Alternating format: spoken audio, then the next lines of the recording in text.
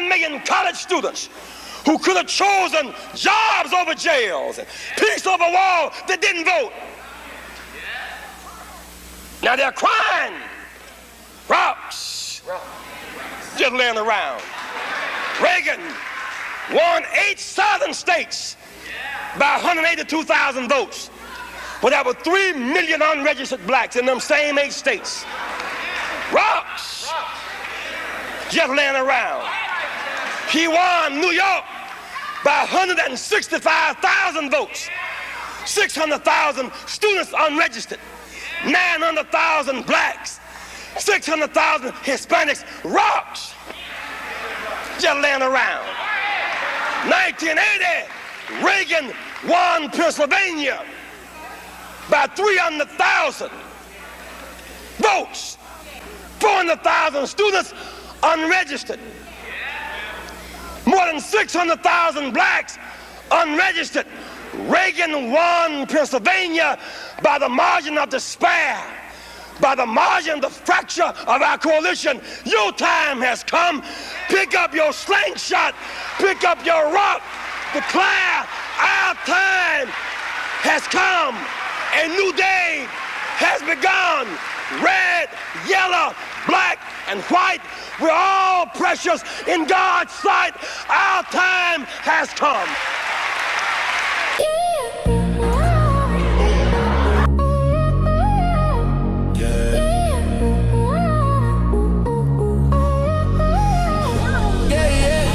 Vulnerable right now about the weed. Creative ways we ride all day. Let's go. Turn it up, don't stop. It's that culture shock, drop. New voices in your headphone now. Big visions from a scribble notepad. From the block to the boardroom, see it. JL Stone about to make you feel it. Ideas in the air like confetti. Every story in the room, stay ready.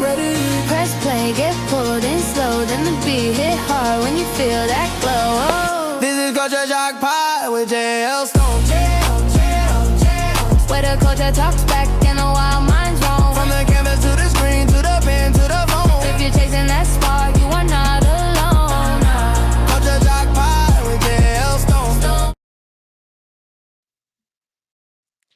What's up, family? Welcome to another episode of Culture Shock Pod. I want to first start off by saying thank you to all of our supporters, every person that's been rocking with us since episode 1. We are almost concluded with season 1, and I think that it has been absolutely amazing. We've had some incredible guests so far, and the good thing is we still got some more people that we are bringing into the studio. Kind of took a break from bringing in some of my friends because I wanted to utilize this platform as an opportunity to not only speak truth to power, but to bring an awareness to what it is that I believe my assignment is for my platform and for my audience. I want to say happy Black History Month to all of the amazing history makers that are creatives for this generation. You are making history, and I just want to encourage you and let you know that you are being seen. I know sometimes as creatives, we feel like we aren't being seen. Nobody's really paying attention to us. Nobody really notices our hard work and our efforts. But no, you are definitely being seen. I was having a conversation with one of my brothers yesterday, and it's crazy because everybody's been on these policies that these jobs have these days, because I haven't worked a job in 7 years, about how you can evidently take off a considerable amount of time from work under mental health. You just need a mental health break. And I was like, that's interesting, because when we was taught about work ethic and going to work, we was taught you got to work through it. You need to show up, and no matter how you feel. But this generation has a little more, a stronger sense of awareness of how not being there mentally, not being mentally strong enough to show up, how your lack of mental preparation can cause you to literally self-destruct at any given moment. And no company, organization, institution wants to work with or have people representing them if they're not mentally capable. And so, to those of you who have had to take an opportunity to step back from reality, to reset, to think things through, or just to rest, I still want to tell you, you are a history maker, and your life is making a difference, regardless of how you have felt about it. I want to say shout out to all of our friends that have been watching us. I need you to continue to subscribe. Make sure you are commenting. Give your boy some feedback in the comments. And I want you to make sure that we get connected. You can go to my link tree. I've had a couple people reach out to me about uh, connecting for speaking opportunities. You can go to my link tree. And we're in the process of planning a summer long book tour for the God Don't Lie devotional, which, if you haven't purchased it, the information is right here. Pause it. So make sure that you reach out. So make sure that you reach out to me so that we can bring the God Don't Lie book tour to a city that's near you or the city that you're in. Make sure you follow me, www.thestrongernetwork.com, to connect with all of our opportunities that we have coming up. It's going to be absolutely wonderful. Let's jump right into our topic for today, and we'll get through this together. I'm Last week I did a critical call to action for those who share platforms and those of us who share in spiritual spaces, as it relates to this conversation about grooming and predatory behavior from men and women in the pulpit, who serve under the guise of spiritual leadership, and they abuse their platforms to uh, play on children's vulnerability. Again, my central focus is on how the children are being treated. We'll get into it with adults, not to take away from anybody's experience. I promise we'll get into it. We've got some conversations coming up with some sisters. I know some people have been asking, "Hey, you got all you've been bringing you and men. When you gonna have some women on there?" It's coming. I promise it's coming. However, comma, I think our focus needs to be on the children at this particular time, because we cannot negate the fact that if you continue to push an agenda in a person's face to make it seem like it's normal and it's okay, and we've been doing this for years, and they've been doing this for years. At some point, somebody gonna think that it's all right because you've done it for years. I remember Bishop Marvin Winans was preaching, and he was telling a story one time. He said, little girl asked her grandmother, asked her mama was cooking, and so she said, "Mama, why you put that hen in the pot like that?" She said, "Oh, I don't know, baby. Go ask your grandma." And so she went to grandma. She said, "Grandma, why you put the hen in the pot like that when it was preparing the hen for Thanksgiving?" And she said, "Oh, I don't know, baby. Go ask your great grandma." So she went to her great grandma. She said, "Great grandma, why do y'all put the hen in the pot like that? Like, it don't make sense." And she said, "Baby, I don't know why your mama and your grandma do that. When we was cooking, we didn't have big enough pans. I don't know why they don't keep doing it, as if we don't have big enough pans these days." And just because things have been done traditionally, and it's been okay traditionally, and it's been a part of our culture and our country for years, does not mean it's okay. And I think that we are part of the generation that's asking the question, why are you putting this hen in this pot like this? Why is this okay? How long are we going to continue to sweep this under the rug? How long are we going to normalize things that hurt people or continue to perpetuate broken atmospheres? I was in my culture class last night, and there is a Japanese terminology that I clearly cannot pronounce, but I'm going to figure out how to pronounce it because I'm going to preach it. But there is a Japanese terminology for individuals who say, know how to read the air or know how to read the atmosphere. I think that there's such a level of tension. There's a cry in the air, in the atmosphere right now from individuals who are hurting and broken. And I believe it's the greatest cry of that is from the heart and the voices of children who have not felt seen. And we have adults who are walking around in old bodies, but the child in them is still screaming for help, to be seen, to be accepted, to be validated, and to be healed. We get to this point in culture, and I'm gonna have more facts and stats next time we have this conversation. But everything I'm saying is clear as day for my low context viewers and my high context viewers. my low context people, I want to say it into a space that you can understand it. We live in a culture and in a society where we have normalized certain things as it relates to abuse, abuse, dehumanizing an individual, making an individual feel as if their feelings and their thoughts are invalid. And although I know I preach feelings are not facts, when a person has gone through certain things in their life and they have experienced certain moments in their life, and those moments have worked to frame their thought processes and to help develop certain feelings, is where we get into the term triggered, right? This is triggering, or this has incited or ignited or brought back up, right? A feeling that I've had, an emotion that I once experienced that I've buried based off of a traumatic moment or a dissatisfying moment that I've had, if not with myself, with another individual. I want to sidebar that to say, for those who are in these spaces of healing, self identification is one of the greatest parts of healing, because when you figure out yourself, having these moments of self discovery, spending time with yourself, and as hard as that may be, because I'm the type of individual, I thrive in connectivity, I thrive in community. A lot of people say, just give me the task, I'll get it done by myself, I'm good, I don't need nobody.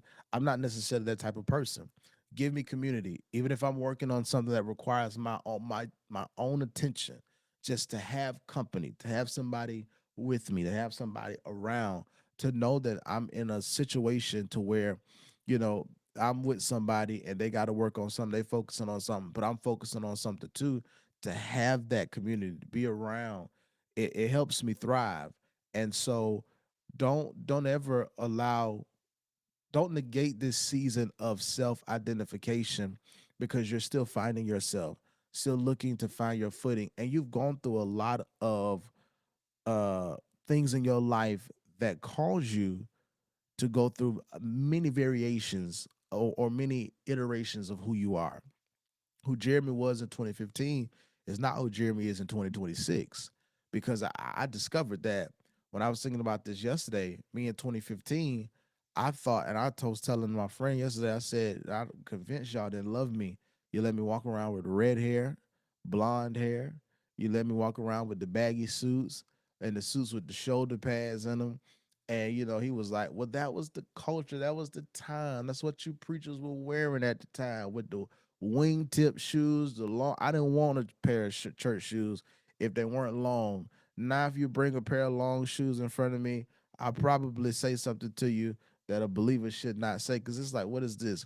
But at that time, that was normal. It was such a common thing. We saw it with every preacher, with the baggy suit that had the cuff that laid a certain way, and the long shoe that stuck out long enough. Because if the shoe wasn't long enough to be seen, you ain't have no money. Your shoes was cheap.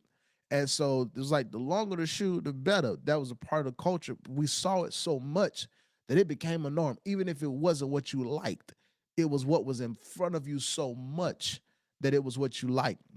I think about this as we use social media as a medium and a platform for people to be fed information, but also as a gateway to your soul. What you sit in front of long enough will become your norm. When they use these terroristic or these tormenting tactics in certain countries, they'll make you sit in front of screens and watch certain things over and over and over and over, because it's either going to kill you or reprogram you. And I think that that's exactly the space of life that we're in. Things are being pushed out in front of us over and over and over again, because the thief comes to steal, kill, and to destroy. And if the enemy can reprogram you, he can get you to function the way he wants to, or ultimately he's going to kill you. And how he does that is, he doesn't slit your throat. He doesn't come stand on your chest and make you suffocate. He allows you to become so desensitized, dehumanized, detached, to the point that you don't realize that there is a life, and that life can be more abundantly. So when we look at the conversation, I think that I read something on Facebook where there's an open investigation to the gentleman that we were talking about last week. And I really pray that there is, because these cult practices in the name of Jesus Christ has got to stop. We've normalized cultish acts. It is a very strong cultish practice for you to worship and praise your pastor more than you lift up the name of God. It is very cultish for you to be so focused on satisfying a human, one person, one individual, or a couple or a family, versus allowing yourself to see the own transformations in your life. I hear people all the time, especially when I was pastoring, say how big churches, the pastor living like this, and the pastor's wife driving that, and it's poor people in the church. Well, it's poor people at Walmart. They don't stop you from going. It's poor people at Target. They don't stop you from going. It's poor people in the mall, and they got on designer. That don't stop you from hanging around them. However, comma, I don't want to look at how your life has been transformed in your money. I want to look at how your life has been transformed in your spirit. Jesus says, "Blessed are they who are poor in spirit." And so we talk about people who give their all and they sacrifice and they show up to church and they may put their last in church because they believe in that the word of the Lord is coming out of the mouth of their pastor. I don't condemn those people because I've been those people and I've seen my life transform, not just financially because I practiced the principles of giving. I've seen my life transform because of what was spoken from the pulpit was, as Paul said, alive and active. For the word of the Lord is full of living power. When you connect to a ministry where the leader is giving a word that's full of living power, your life is transformed. And if you look at those people that are following TD McNutt, you look at them and say, they full of something. It ain't living power though. You can tell when a person has been brainwashed. You remember that movie Get Out? You can look at a person and tell when they've been brainwashed. It's like, hello, you here? You with me? Like, you don't have no cognitive abilities outside of your pastor. You don't have no cognitive abilities outside of what your pastor say. And for God's sake, stop calling these men daddy. That's just so disgusting. I've had younger people in my church call me dad, but ain't no grown man walking up to me talking about daddy. I just threw up in my mouth a little bit. So when we had the conversation about protecting our children, we never know, and it's an all time truth. You never know what's going on in somebody else's house. You never know what's going on at somebody else's house. You know, the devil busy, man. The powers that be don't want us to get this word out. Cause what? But anyway, uh, protecting our children is so key, that because we never know what's going on at somebody else's house. And you can look at a person and think they're completely normal, and you can think that they're safe, and the reality is you don't know what their private practices are. You don't know what's going on in their house. You don't know what type of trauma they're going through and or inflicting on somebody else that could cause residual damage to your household and to your children and to your family. And so when I look at this situation with TD McNutt in Florida, down in Florida, I think he's down in like West Palm or something like that. My heart is grieved because I look at it and I think about all of the pastors, particularly older men in ministry, that tried to take advantage of me, that wanted to put me in positions to like be groomed and all that when I was younger. And it's just like that type of predatory behavior is always it's scary that it'll always be present, but it doesn't have to be tolerated. We don't have to brush that off and say, "Oh, that's just how they are," or he like that because of no. Get out my face. Your job as a man, men, hear me. Your job as a man is to protect your family.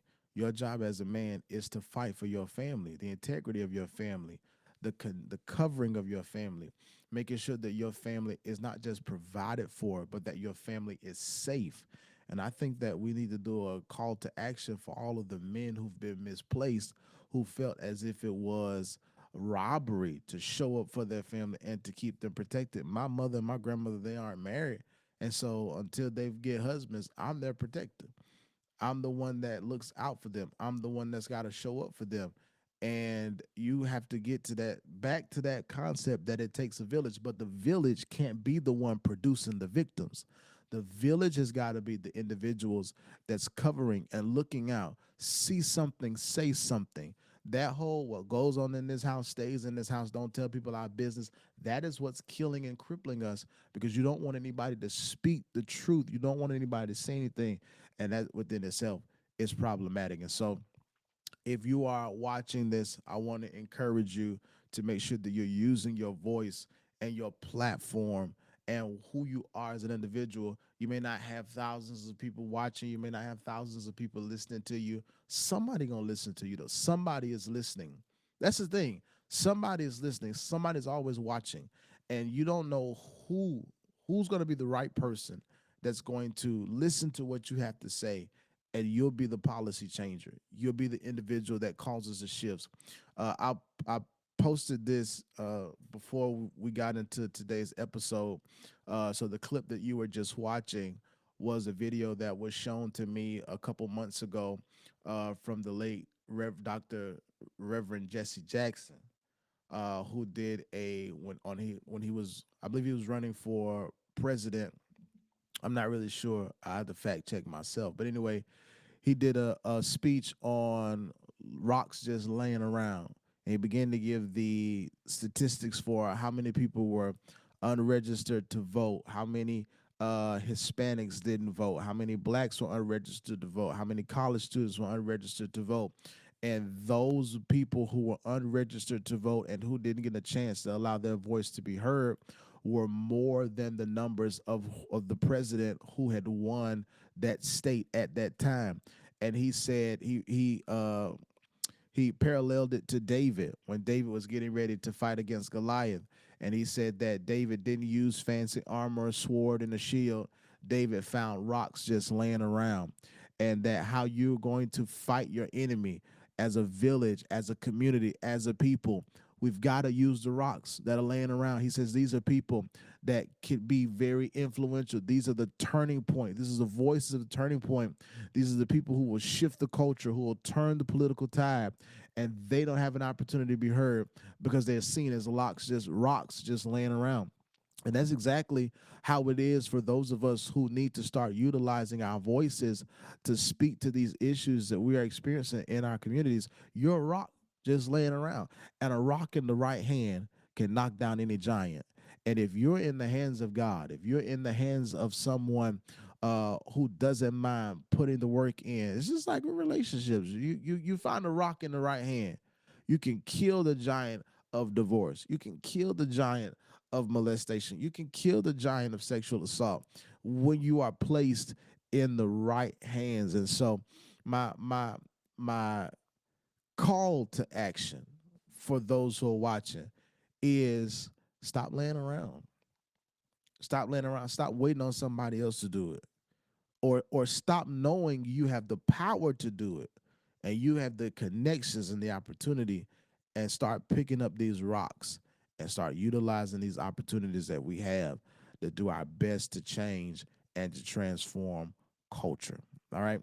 So part of culture shock, the heart of culture shock, is addressing the issues within the culture that cause us to continue to settle for civil unrest, systemic oppression, in not just areas of politics, but in church politics as well.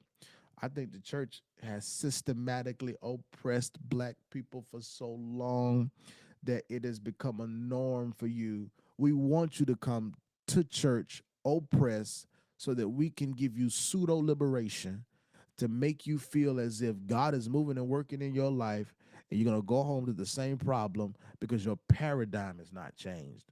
We use terms like that because it sounds good and it's catchy, it looks good on a flyer, but a paradigm shift is not a shift in time, it's a shift in mentality. And when we get the people of God to a place that understand the church in Acts was not built based off of traumatic sermons that make you feel good and building rhetoric around haters and rumors, but they taught scriptures and they built communities. The church within itself was segregated from the outside world, not because we're holy, we're righteous, and we're different, but because we had built our own. Everything we needed was within our own community. And now we have become so dependent upon the country that the church can no longer build their own community. We have suffered at the hands of corrupt leadership, men and women who have used the name of God to literally take advantage of the vulnerable believers. And now that we are in the age, the most creative age ever, we don't even know how to maximize it in certain spaces in the body of Christ because we're just so used to taking advantage until we don't know how to see we are the advantage. Pastors, we've got to stop. We've got to stop doing this merry-go-round of giving people pseudo liberation when the truth is we only want you to be as free as far as we can see you. But if your freedom goes beyond the bounds of how far I can see you and I can control you and I can determine your next miracle and breakthrough, we feel as if that person is no longer listening to God because God wouldn't tell you to do something X, Y, and Z. And I've had those, I've pastored those type of people who needed a little redirection, right? The Lord told me, and you have to sit back and tell them, God ain't told you that.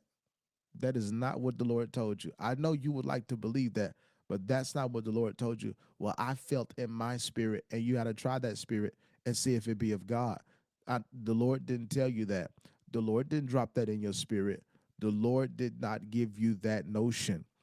That is a part of a familiar spirit. You're right. You felt it in your spirit. It was a familiar spirit, but it wasn't the spirit of God.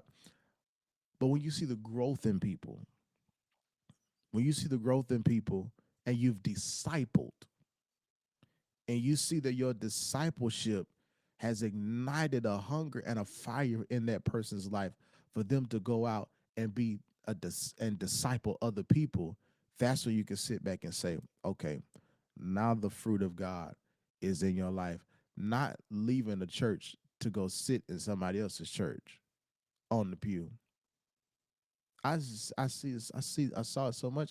It's literally one of the reasons why I took a step back from pastoring. I was talking to my best friend about it the other night. And I told her, I said, people was asking me why I stopped pastoring. And in addition to what we're talking about with protecting children, I said one of the things that really caused me to stop pastoring was I was asking people to help me build. And to my face, they were saying, yeah, I got you. I'm here with you, Pastor. I'm here with you. And then I don't see them the next week. Or the week after that. Or the week after that. Or the week after that. I had a conversation with somebody. I had a conversation, matter of fact, because I ain't scared. I had a conversation with a young lady that was at my church. And I asked her, I said, I want to put you over the youth department. I had given her the opportunity to spearhead the youth department, working with the young people. And I said, of course, we need a youth leader. And I said, I want to give this to you full term. And she was faithful. She was committed. And so I called her 2 summers. It was 2 summers ago. I had called her. It might have been last summer. I called her, and remember because I was driving to the tile place because I was looking to get the floors redid in the foyer on the welcome center of the church. Foyer so old school, right? And so I called and I said, hey, this is what's on my heart, and I wanted to see if this is something that you was interested in. But before I extend the opportunity to you, I want to make sure that you're all in, that you're 110% courageous. Oh yeah, Pastor, I'm there. I'm with you, and I accept it, etc., etc. So okay. About 2 weeks after that, I stopped seeing them. So I'm like, what's going on? A couple weeks go by, kind of started pulling back, peeling back, and I'm like, I've been doing this long enough to recognize this pattern. I see where this is going. So I got numb to it. I got numb to people not showing up. I got numb to people not being there. I got numb to people not being consistent. Cause I watch people come in late, leave early, and we start at 12 noon. And so I got numb to it. And I was having a conversation with somebody at the church, and they said, "Well, have you talked to so and so?" And I said, "No, I didn't talk to her," because my mind was focused on other stuff. My mind was focusing on strengthening that which remained. The Lord had told me two. Now I know God told me 2 summers ago. I was in my bedroom, and the Lord told me, He said, "You've had your fun. Now do what I told you to do." So my mind was focused on for the next year, building it out, scaling it, reworking the infrastructure of the ministry, pushing the branding, pushing it out, working with the content. I mean, me and Akila had started working on stuff to make sure that Courageous had a strong name in the community, regardless of what people thought about my personal reputation. Because they're not going to find no perfect pastor. And even if you do find a great pastor, at some point that pastor has. I'm too grown to be trying to validate my flaws. So whatever you feel like about me as an individual didn't take away from who I was as a pastor. And I was young pastoring. And I realized that some people don't want to grow with pastors anymore. They want somebody that is a finished product. And that's fine, right? If that's what you need for your spiritual journey, that's absolutely okay and understandable. And so back to my story, I called, I reached out to her and I said, "Hey, I hadn't seen you in a couple Sundays. And I know you said you was sick that week. And then, we didn't see you this. Oh, yeah, I was been sick. And I just feel like my season is up. I just asked you a couple weeks ago if you wanted the youth department. And you said yes. Now your season is up. That doesn't make sense to me. Seasons don't. I ain't never known seasons to change that fast. So so I had to come. So I told her, I said, "I don't believe the Lord told you that." I said, uh my God's not schizophrenic. He ain't double minded. I don't believe the Lord told you that. And I said, if you're going through something, because this is what was a trigger for me. I said, if you're going through something, give me the opportunity to pastor you through that. Don't don't go calling anybody else. Don't go listening to outside voices. Give me the opportunity to pastor you through it. We had the conversation. Yes, yes, sir, Pastor. I'll be back next week. Didn't see her. And then I'm looking like, what's going on? And so called and reached out, and I still ain't talked to Shawty. I don't know where she at to this day. But this is somebody who you went from being every day being faithful, and the moment I extend an opportunity to you to really help me. Here's the thing, though. This is the thing that really got me. People showed up. I ain't gonna say people. The thing that got me was I gave her an opportunity to minister one Sunday, words of encouragement before I, not words of encouragement, but words of inspiration before I preach, because I was giving them opportunity to extend their gifts, discipleship. She got up and preached the whole message, prophesied, laid hands, and put herself in the flow. I let her carry on too. I let her get it all out. And I got up and I preached because, of course, people come to church to hear their pastor. So I preached. We laid hands, prophesied, and I was cultivating that gift.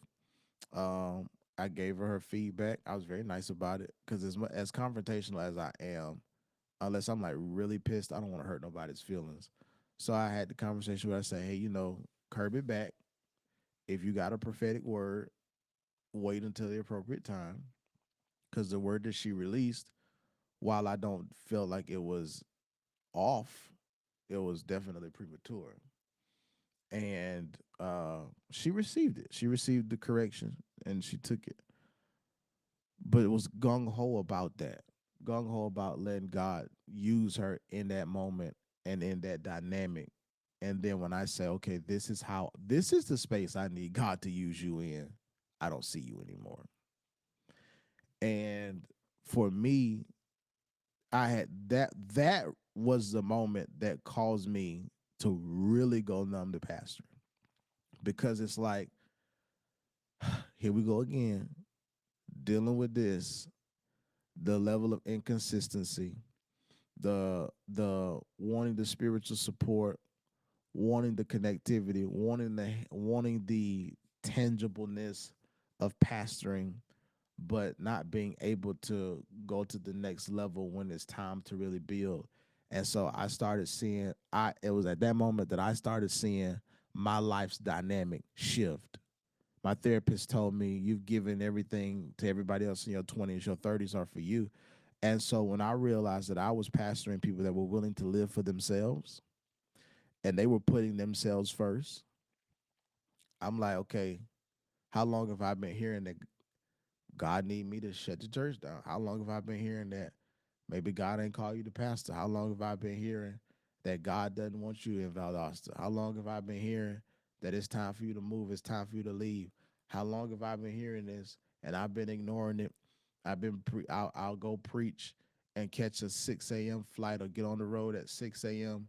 so that I can drive back into the Valdosta to be the courageous. How many days have I skipped class? How many assignments have I missed? Because I'm telling my professor, I know class end at 9:15, but I gotta leave at 7 because I got Bible study and I gotta teach Bible study. How long have I sat up and tried to produce community service and outreach opportunities and rallied the people together and pushed and prompted the people to be seen in the community? Let's be noticeable. And I've seen the benefits of that. And I thought about it and said, well, at what point, Jeremy, do you sit back and say, well, what you gonna do for you? Because you pastoring people that don't mind doing for them. They're gonna take their vacations. They're gonna be outside. They're gonna show up for the same people that they coming to the altar needing deliverance from. They're gonna keep showing up for that man or that woman or both. And it's like, how long you gonna continue to sit here and your life gonna waste away watching other people come in and out just to go live theirs? That became a turning point for me. That became a moment of reflection for me. In 2025, mentally was so hard for me. I started noticing myself crashing. I had become comfortable self-destructing. I wasn't any good for myself, let alone my outside relationships, my dating life. Nothing made sense because I had built the level of my worth by who was willing to show up on Sunday mornings. And so it got heartbreaking to have ladies drive 15 hours.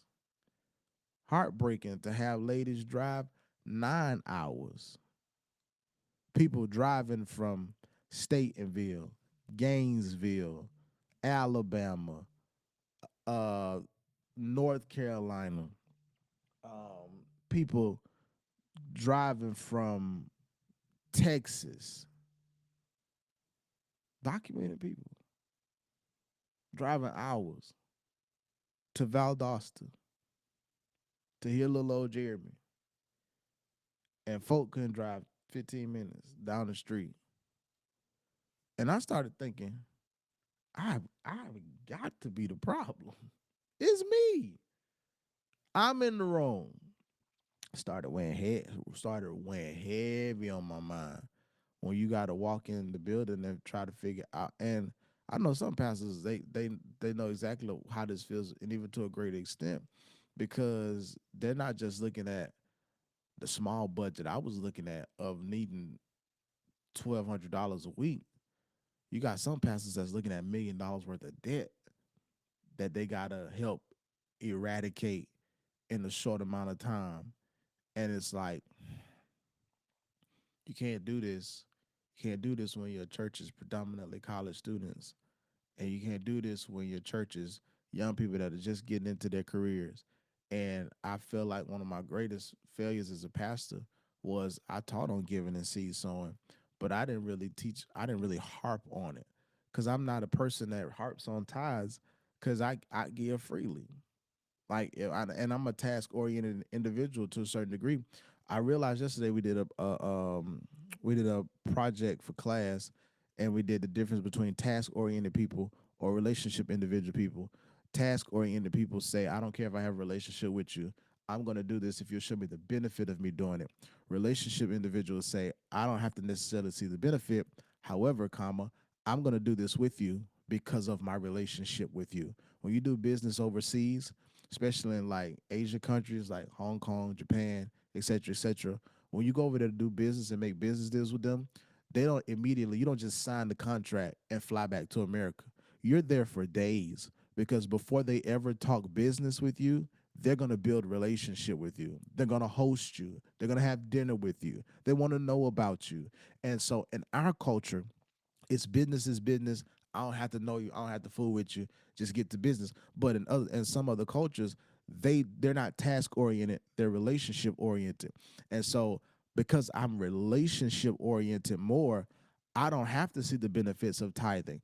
I'm going to do this because I love who I'm with, or this is the person that I have submitted my spiritual life to. And if they say we're going to build an Astro City, I'm going to help build an Astro City. If they say, hey, we need 10 people to give $100, I'm going to give the $100 because of my relationship. And I've seen the benefits of this being done in my personal life.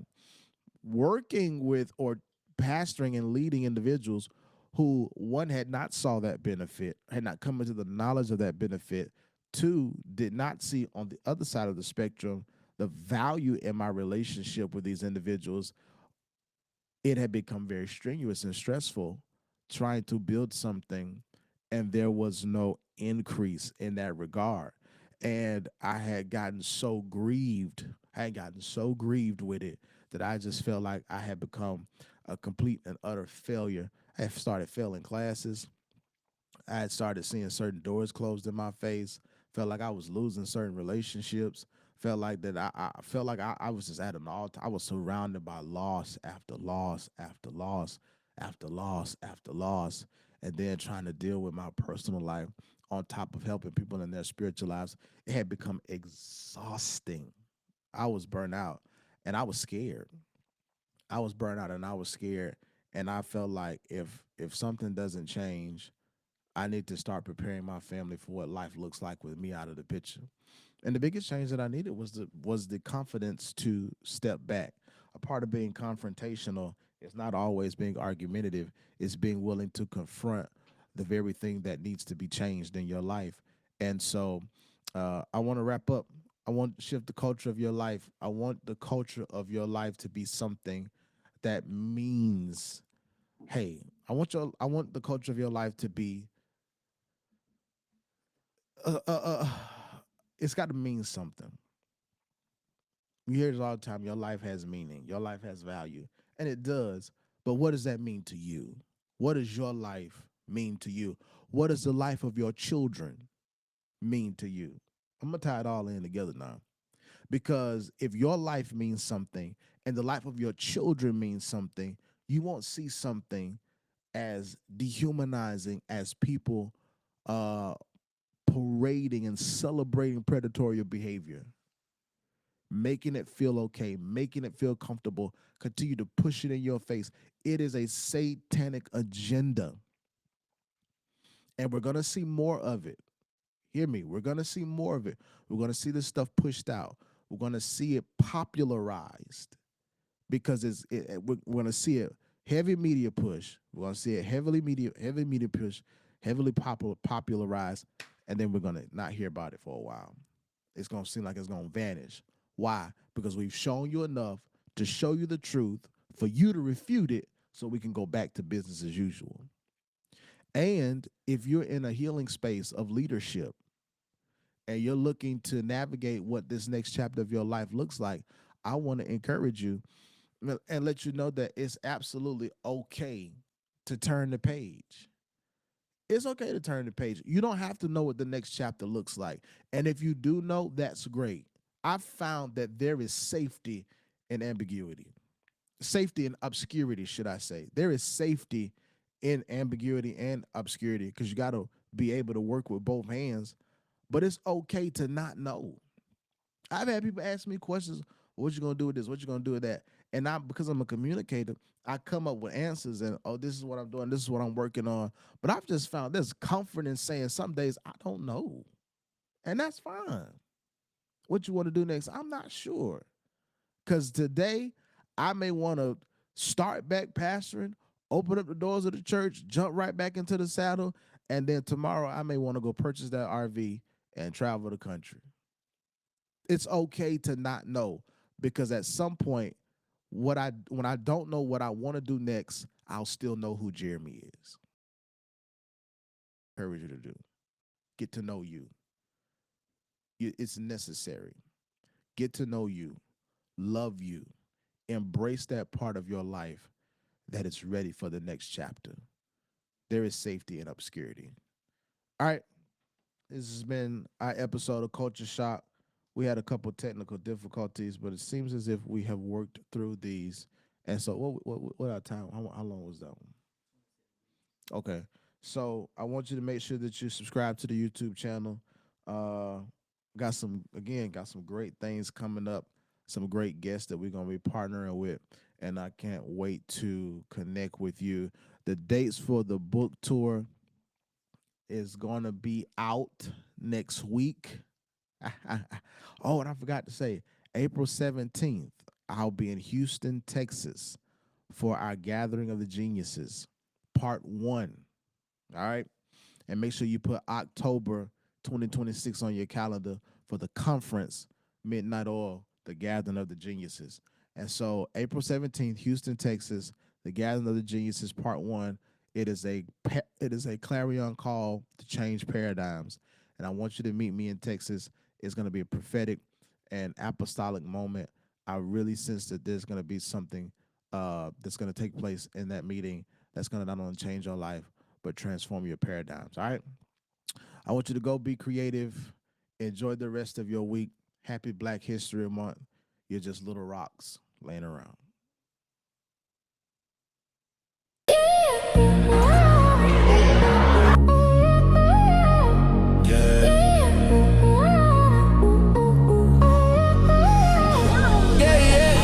Vulnerable right now, I'm about to weep. Creative ways we ride all day. Let's go.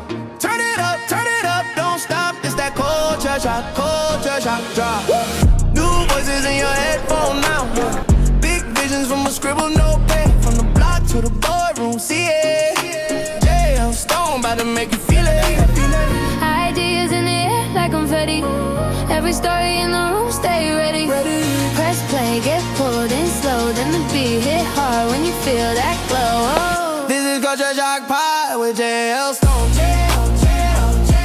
Where the culture talks back.